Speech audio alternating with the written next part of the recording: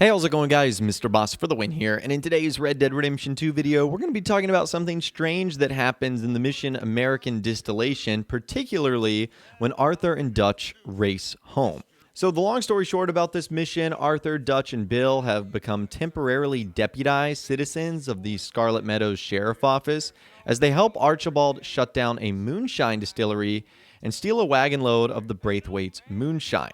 And so Arthur meets Dutch and Bill at the sheriff office in Rhodes, where Dutch will tell them that Sheriff Gray has made them temporary deputies so they can help Archibald shut down a distillery. And then the mission basically starts. And there is a lot of interesting things you gather from this mission, which the first part is basically just filled with dialogue. I think the biggest thing that you can actually gather from this is you can actually find out who the man with the tiny hand is in the swamp. In case you guys don't know what I'm talking about, to the north of Shady Bell, to the south of Caliga Hall in the swamp area, there's this point of interest called the Withered Arm. And it's the corpse of an elderly man facing down in a marsh, and the body is wearing blue denim jeans and has a deformed hand that's about the size of a baby. And Arthur can inspect it, where he draws the man and said, stumbled across a corpse in the swamp, poor guy had a withered arm. And then John's drawing is a little bit different, found a dead body in the swamp, poor man had a withered arm.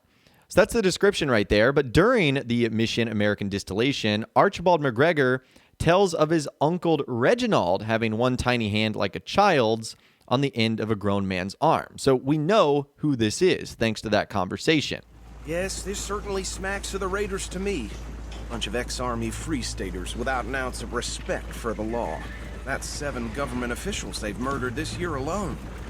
Yep, not the nicest fellas in my experience. Oh, and I know the Braithwaites are in business with them. No shame. Trash begets trash, my Uncle Reginald used to say.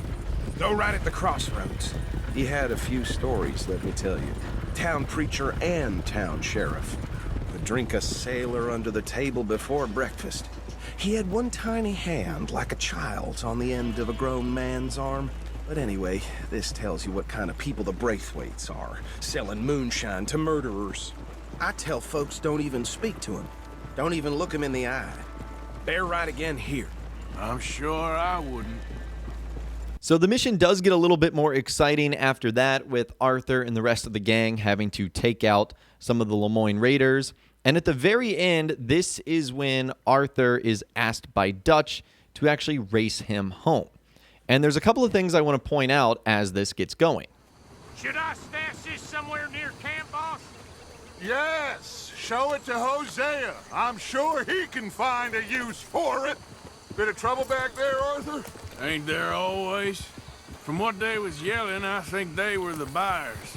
Old Archibald didn't ask too many questions, so neither should we. I ain't planning to.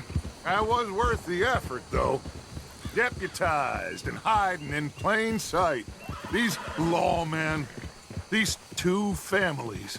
I mean, I really think we can play this from all sides. It's got Hosea written all over it. This is starting to sound like the young Dutch again. What do you mean, young Dutch? I'm as strong as I have ever been. Hey, you know what? Why don't I race you back? Okay, you're on. That's the spirit. Okay, on my word. Set, go!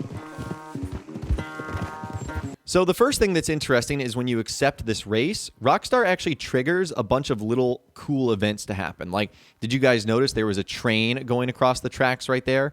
Rockstar did that on purpose to make this sort of scene all that much more exciting. And there's another part that you might not have known about that I think is even a little bit stranger, but also pretty fun. Unless you catch a second win, this won't be much of a race. I'm just picking my moment, Dutch. So as you're getting close to the finish and you go across the set of train tracks right here, you'll notice that there's 2 people operating this like train handcart right here, which is a really fun little detail from Rockstar. Now, sort of a fun fact about these guys, they never stop. They literally travel around the map for eternity. So if you were to follow them from this little mission right here, they would take you all the way through the mountains, all the way through the desert. They would not stop at all. Now, I did not get to check this out in this video because it would have been incredibly long, but they literally don't stop for anything. And because this is during a mission, there's no other trains that get in their way, meaning they can travel for an unlimited amount of time. Now, for whatever reason, I thought this was a good idea. Since I knew they would not stop for anything, I figured what would happen if I just stood in the way. Would they eventually break? And the answer is no. They just run you over. And apparently running over myself and my horse was enough to derail them and have their thing break. And apparently they didn't know what to do. They have only been programmed to use their handcart. They literally were frozen. So I was like, okay, well, what could I do here? Let's just shoot them and see what happens. And if you end up shooting one of them, the other one just stands there and is like, I'm not going to do anything, and you end up losing a little bit of honor. And if you shoot the other one, you end up losing honor as well. So kind of makes you wonder if you could do that during the actual race, and would Dutch say anything?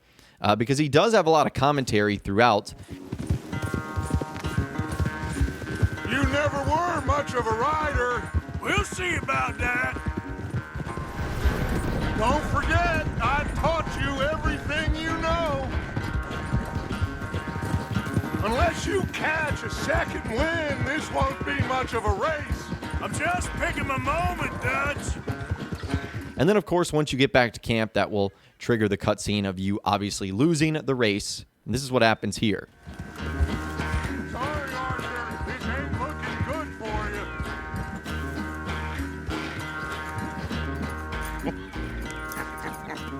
Oh, I am sorry, son.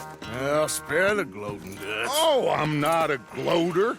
Why would I laugh at the fact that you haven't learned, after all these years, to ride a horse very well? That is a source of great sorrow to me. Very funny. I had fun with you today. Be well. Here? Well, I was gonna say you're like a son to me.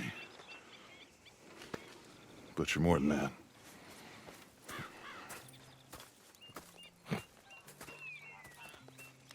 So I told you guys, that was kind of strange, and it's a fun little trick or detail that Rockstar threw into this mission that you just simply might not have known about. So I'd love to hear from you guys in those comments down below, or better yet, you can reach out to me on my Facebook page where you can send me messages, photos, videos, and a whole lot more on other secrets and mysteries you'd like me to check out in RDR2.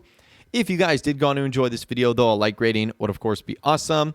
And be sure to subscribe to my YouTube channel if you are new, or you want to stay up to date on all the latest GTA and Red Dead Redemption videos that I'm doing here on my channel.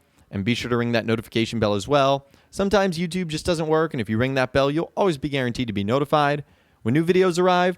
But of course, as always, guys, thank you all so much for watching.